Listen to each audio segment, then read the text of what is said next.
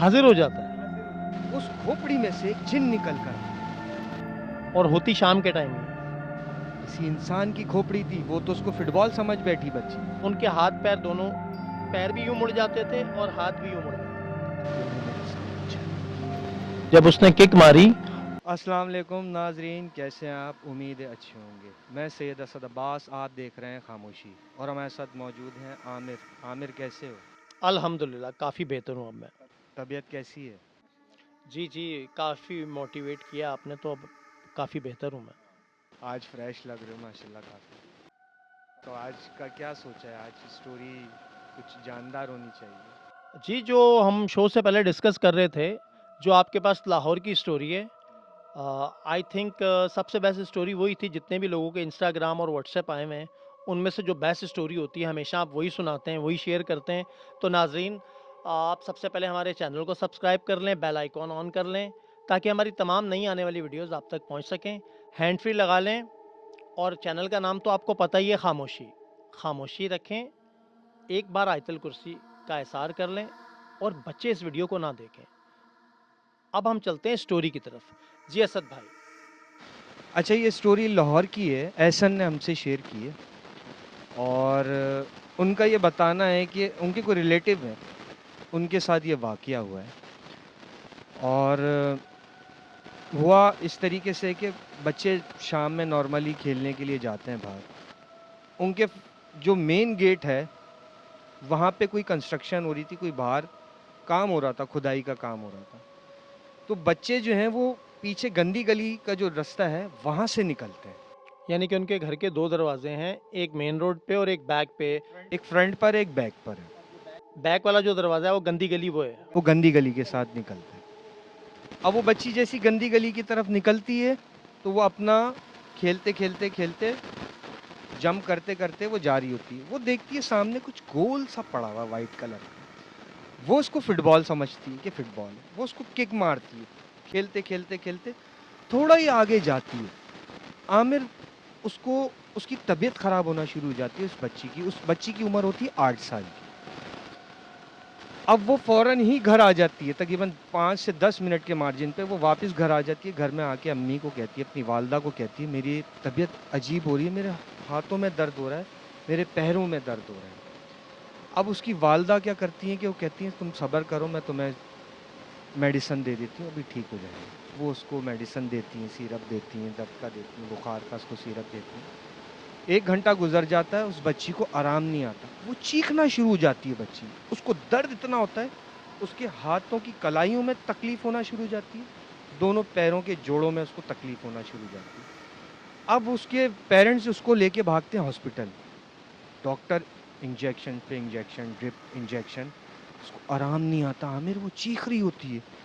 वो इतनी बुरी तरीके से चीख रही होती है कि खैर डॉक्टर उसको ऐसा इंजेक्शन देता है कि वो उसको, जैसे कि नॉर्मली आप डॉक्टर बेहोशी का इंजेक्शन दे देते हैं, उसको ऐसा इंजेक्शन दे देते हैं कि वो सुन हो जाती है थोड़ी देर के लिए, उसको आराम आ जाता है वक्ती तौर के लिए। उसको घर ले आते हैं।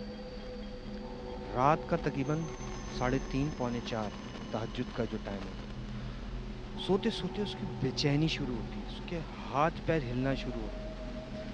और आमिर, जैसी उसकी उंगलियां मूवमेंट, उसकी मूवमेंट होना शुरू होती है, उसके फिर वही तकलीफ होना शुरू हो जाती है, दोनों कलाई और दोनों पैरों के जोड़ों। अब उसके उसकी वालदा उसके बराबर में लेटी होती है। वो देख रही होती है कि ये कर क्या रही है। उसकी आवाज़ चेंज हो जाती है, उस बच्ची की भारी होना शुरू हो जाती है। वो बच्ची सोते में कहती है, तूने मेरे साथ अच्छा नहीं किया, तूने मेरे साथ अच्छा नहीं किया।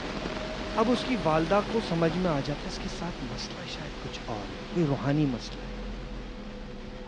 खैर, जैसे तैसे सुबह होती है, बच्ची नॉर्मल रहती है।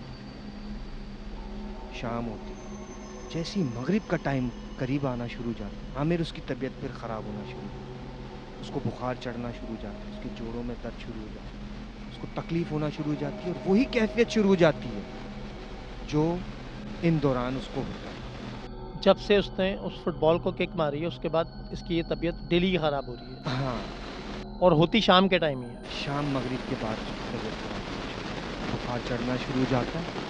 और आमिर, जब उसके पेरेंट्स उसको लेकर जाते हैं किसी साहब के पास, उनको चेक कराते हैं कि आप ज़रा चेक करके बताएं इसके साथ कोई हमें रूहानी मसला नज़र आ रहा है, क्योंकि जब ये घर से बाहर निकली पूरी सिचुएशन बताते हैं कि इस तरीके से घर से गई और 10 से 15 मिनट बाद वापस आ जाती है, उसको बुखार चढ़ जाता है। अब वो समझ जाते हैं, वो चेक करने के बाद वो बताते हैं कि वो जो बॉल थी वो बॉल नहीं थी, वो खोपड़ी थी। यानी कि वो जिसको उसने किक मारी वो किसी इंसान की खोपड़ी थी। किसी इंसान की खोपड़ी थी। वो तो उसको फुटबॉल समझ बैठी बच्ची, लेकिन वो किसी इंसान की खोपड़ी थी। यानी कि वो जब उसने किक मारी उसके बाद उस पे वो असर आ गया। असर तो आ गया, लेकिन उन साहब का ये कहना था उस खोपड़ी पे कोई अमल किया जा रहा था और उसको वहाँ फेंका गया है, तो उसके जो असरात थे वो बच्ची पे अफेक्ट कर रहे हैं। उस गली में फेंका गया था। उस गंदी गली में फेंका गया। तो काफ़ी टाइम लगा उस बच्ची को ठीक करने में। वो काफ़ी जगह जाते हैं, तो बच्ची को फ़िलहाल थोड़े अरसे बाद आराम आना शुरू हो जाता अच्छा, तो ऐसे हुआ। असद भाई ये बच्ची फिर सही कैसे हुई? है। अब वो जो जिस साहब के पास उस बच्ची को लेकर जाते हैं, वो साहब कहते हैं कि वो जगह मुझे दिखाई जाए जहाँ इसके ऊपर हमला हुआ था, जहाँ इसने उस खोपड़ी को हिट किया था। वो साहब उस गंदी गली में आते हैं, वो खोपड़ी वहीं रखी हुई है। अब वो साहब उस खोपड़ी को उठा के अपनी जगह पे लेकर आते हैं, दायरा खींचते हैं, बच्ची को बिठाते हैं, पेरेंट्स को बिठाते हैं, खुद भी बैठे हैं। अब वो कुछ अपना हिसाब किताब करते हैं। उस खोपड़ी में से एक जिन निकल कर आता है, हाज़िर हो जाता है। हाजिर हो जाता है। वो कहता है, ये सबको नज़र आ रहा है या फिर वो जो इल्म जानता है उसको नज़र आ रहा है? गुफ्तगू उन साहब की और उस जिन्नात की है।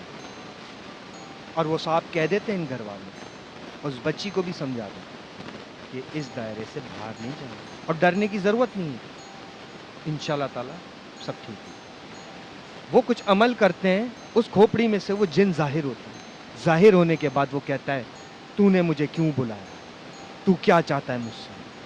वो कहते हैं, तूने बच्ची को नुकसान क्यों दिया? वो जिन कहता है, इस बच्ची ने मुझे लात मारी। क्यों लात मारी? मुझे क्यों छेड़ा? वो साहब गुस्से में आ जाते हैं, तैश में आते हैं। वो कहता है, अभी की अभी मुझे फैसला चाहिए, इस बच्ची को छोड़ना पड़ेगा। खैर काफ़ी देर तक उस जिन्नात की और उन साहब की बहस होती रही। खैर किसी हद तक कोई बात बन जाती। काफ़ी टाइम लग जाता है हमें, लेकिन उस बच्ची के हाथ पैर टेढ़े हो चुके हैं। तकरीबन 2 से 3 साल लगते हैं उस बच्ची को वापस नॉर्मल कैफियत में आने के लिए। 2 से 3 साल लग जाते हैं। मेरी भी ज़िंदगी के एक वाक़या है।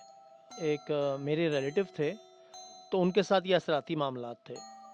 तो जब उन पे वो हाज़िरी आती थी ना वो चीज़, तो उनके हाथ-पैर दोनों, पैर भी यूँ मुड़ जाते थे और हाथ भी यूँ मुड़ जाया करते थे। ये मैंने अपनी आँखों से देखा है बचपन में। वो तो एक समझो कि हाज़िरी वाली बात हो गई ना। हाज़िरी वाले मामलात थे ना। ये जो बच्ची के साथ हुआ ना, ये इसको अफ़ेक्ट किया है, इसको चोट मारी, बदले की सूरत बन गई। यानी कि इसकी वजह से वो खोपड़ी वहाँ पे नहीं फेंकी गई थी, वो फेंकी किसी और मकसद के लिए थी। बच्ची इनकी रेंज में आ गई। बच्ची रेंज में आ गई, बच्ची समझी कि फुटबॉल है, वो उसने हिट किया खेलने के लिए, लेकिन वो बेचारी बच्ची ज़द में आ गई। और एक चीज़ और है, मैंने ज़्यादातर ये देखा है, लड़कों से ज़्यादा लड़कियों पे ये चीज़ें बहुत ज़्यादा जल्दी इफ़ेक्ट करती हैं। क्या ये बात सही है?